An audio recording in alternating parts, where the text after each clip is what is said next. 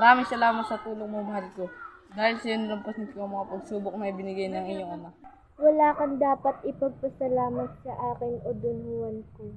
Ginawa ko yon dahil mahal kita at wala nang higit pa doon.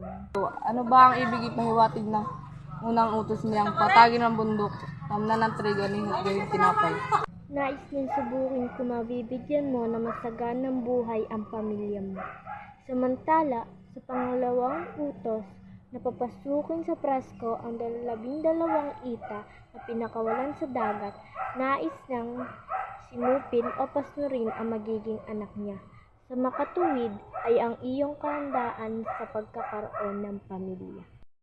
Tama ka, mahal ko. Marahil ito nga ang gustong mangyari niya sa ikatlong utos ng iyong ama, na ilipat ang bundok sa tapat ng Durangawan ni Haring Salermo, at marahil nais din niyang magpasunod sa kanyang sasakupan. Yun nga, mahal ko. At alam mo ba na hindi lamang ang kahandaan ng pagkakaroon ng pamilya ang sinubok sa iyo ng aking ama?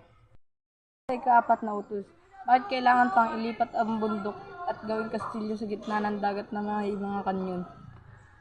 Nais niyang proteksyonan ang kaharian laban sa mga kaaway, gayon din ang iba pang mga pagsubok. Nais niyang makatiyak kung may kakayahan kang mamuno ng isang kaharian. Ang tahaking mag-isa.